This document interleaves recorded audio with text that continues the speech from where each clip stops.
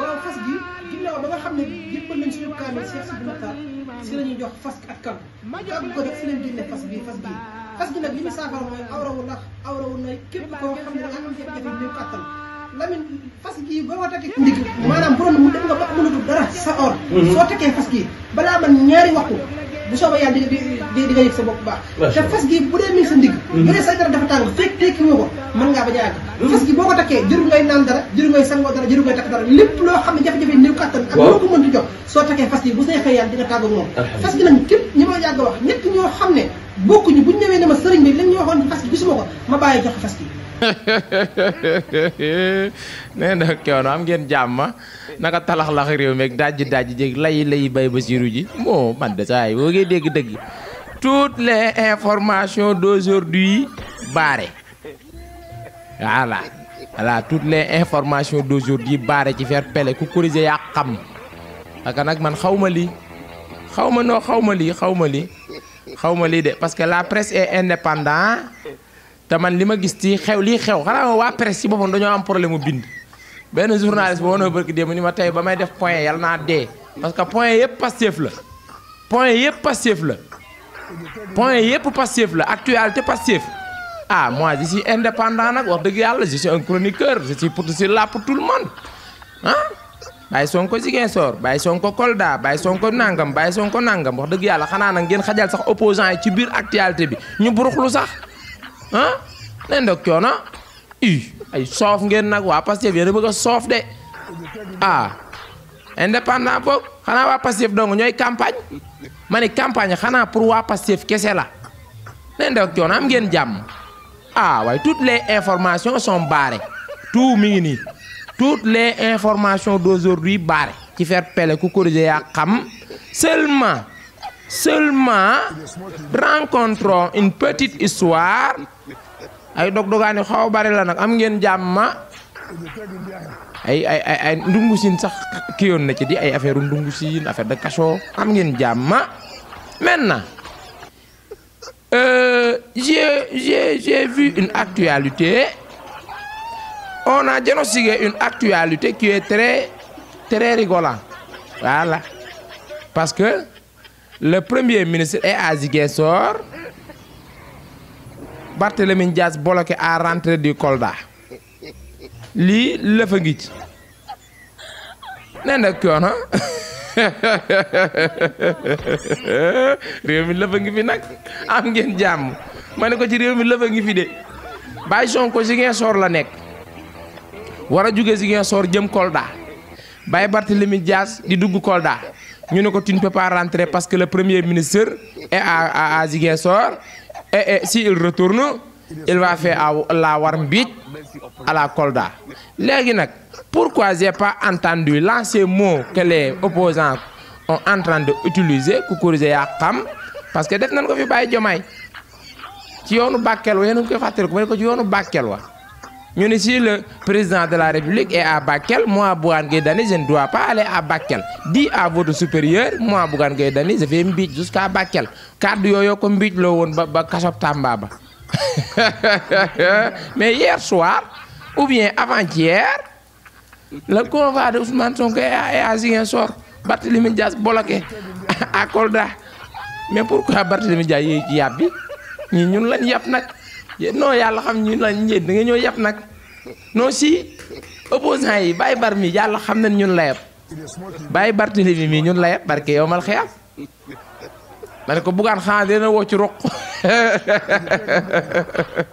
lépp ngi ci même réew barke yow noo campagne koroñolle mais li soof ci campagne yi mooy daa mel ni Pastef doo ngay campagne lii soof na information barrée aujourd'hui y a pas d'information parce que toutes les informations c'est Pastef voilà maintenant c'est qu'on doit diagnostiquer li ñu war a waxtaane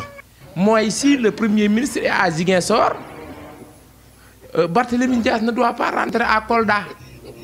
loolu mooy li nga xam ne moo gën a fës ci cukkee xibaar yi doon xaar nag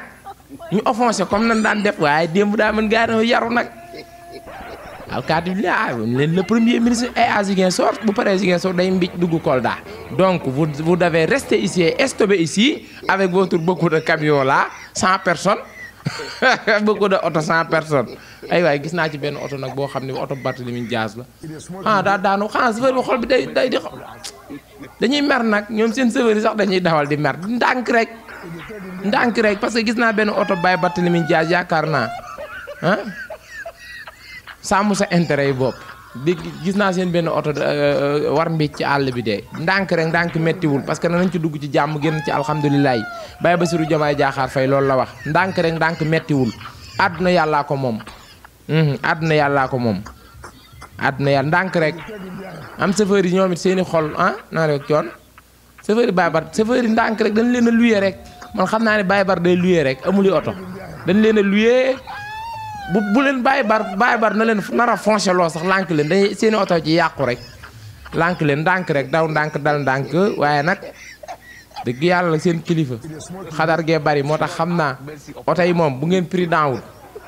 moom li leen ñu seen oto yooyu lay doon ndànk rek parce que j'ai vu un véhicule de Barthélémy Dias u takk wàllu xaw ma takk taxaw xaw ma takk sàmm sa intérêt yi bopp seen benn oto bu war mbéj ci àll bi kon faire doucement rek parce que nag wax dëgg yàlla Mame Fallou daan naan daw ndànk dal ndànk léegi nag liñ da war a waxtaan te war ko waxtaane mooy pourquoi le premier ministre est à Ziguinchor Barthélémy Dias ne doit pas rentrer à Kolda lii mooy point bi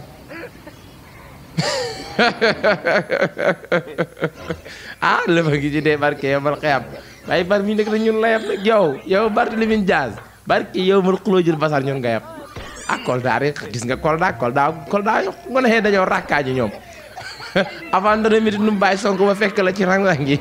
moog naanum ndox lan yemale kon ay Kolda yi yaay kenn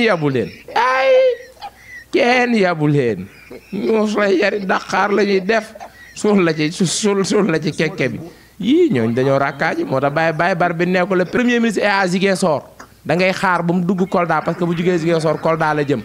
Baye Bar droite mën na cere joon fàttee laa la boole kooku yaru gu mat sëkk di naan ay café Toubaam est-ce que café la sax ndax yoona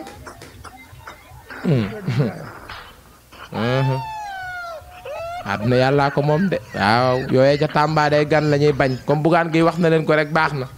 pour man nag da ngeen naan pourquoi si le premier ministre est à Kolda moi aussi je ne devais pas aller à Kolda dis à votre supérieur je vais à Kolda foofu ngeen waroon a jaaraat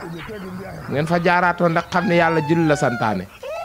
lii lépp c'est pour les mesures de sécurité parce que li ko waral mooy Sénégal ngay gis wala sax ren ngay gis opposant bu taxaw maanaam di def ay discours am mel ni kuy dekk mel ni mu koy wax de mel ni chef de l'état-major buy yabal ay soldaaram laa lay wax ni mission mel ni ab colonel buy takk ay jàjjam di ànd ak soldaaram mission def discours mel ni ku politiqueul mel ni kuy woote 14-18 lii moo tax gendarmerie duñ leen ci baax mais bu lépp tegoon ci yoon normal Ousmane Sonko mën naa dugg biir Kolda campagne Barthélémy Dias dugg biir Kolda campagne te coow du jib bal du tàkk mais moment bi ñu toll loolu mënul nekk parce que buñ taxawee seen discours yi di wax dañuy mën ni ponkal mu taxaw ak soldaaram naan ko bu ngeen demee Afghanistan fii ngeen di jaar ak fii ngeen di jaar ku ngeen jàkkaarloo toj leen bopp bi ñoom yooyu mooy seen discours politique moo tax gendarmerie wóolootu leen donc fu benn contingent xas dugg rek contingent ba ci dañ koy bloquer pour les mesures de sécurité mais wax nañ dëgg police duñ leen ci ba gendarmerie duñ leen ci ba fair play lañ woote Baye Bassirou Diomaye Diakhar Faye wax na ko barki dem fair play rek ñu ngi nii l'histoire de Bakel retiendra voilà le premier ministre est à Kolda Barthélémy Dias bloqué à rentrée de Kolda lu tax yëngaloo leen parce que ñun ngeen yàpp voilà loolu bu ko alkaati yi def c'est pour les raisons de sécurité mais du dara voilà le Baye Sonko est à Ziguinchor s'il quitte à Ziguinchor il rentre à Kolda voilà Barthélémy Dias bloqué dans la rentrée de Kolda kenn yooyu ci yàpp ndax taaloo leen ni pono ñun ngeen yàpp voilà ku corrigé yaa xam le premier ministre est à Kolda bu Baye Barthélémy Dias bloqué à rentrée de Kolda mais c'est la vérité voilà léegi na fa ci cuukere xibaar yi léegi dafa soof nag xibaar yëpp Pastef Cheikh Abdou Thioro ma ngay toj Touba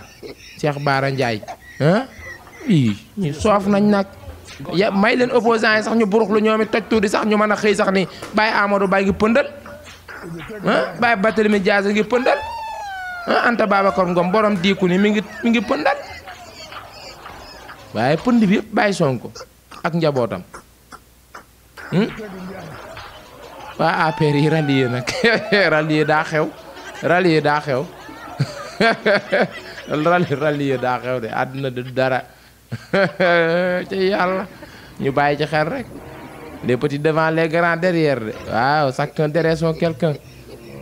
dëgg yàlla ak ngeen jàmm ah léegi na fa ci cuukeli xibaar yi ndànk rek parce que le premier ministre est à Kolda ay waay nii la demee woon Bakel de nii la demee woon Bakel si le président est à Bakel moi Bougane je ne devais pas aller à Bakel. Maintenant le premier ministre est à Kolda premier ministre laa la waxuma le président de le premier ministre est à Kolda Bougane Gueye Dany et ses gens bloqués à rentrer de Kolda ku corriger yaa xam. ku corriger yaa xam. wa sallallahu taala ala sayyidina wa mawlana Muhammadin. waaw fas gi ginnaaw ba nga xam ne jébbal nañ suñu kaamil Cheikh Sidi Mokhtar si la ñuy jox fas ak kan kàggu ko def si leen génne fas gi nag li ñu saafara mooy awrawu lax awrawu nay képp koo xam ne da nga am jafe-jafe néew kàttan Lamine fas gi boo ko takkee ndig maanaam borom mu dem nga ba mënatul dara sa or soo takkee fas gi balaa man ñaari waxtu bu soobee yàlla di nga yëg sa bopp baax te fas gi bu dee mi sa ndig bu dee sa dara dafa tàng fekk tekki woo ko mën ngaa bañ a yàgg fas gi boo ko takkee jëru ngay naan dara jëru ngay sangoo dara jëru ngay takk dara lépp loo xam ne jafe-jafe néew kattan ak loo ko mënti jox soo takkee fas gi bu neexee yàlla di nga tàgg moom fas gi nag képp ñi ma yàgg wax ñett ñoo xam ne bokkuñu buñ ñëwee ne ma sëriñ bi lañ ñu waxoon ci fas gi gisuma ko ma bàyyi jox fas gi lasi abda sëriñ baara mooy turandoo xayru xalxulaay sayyiduna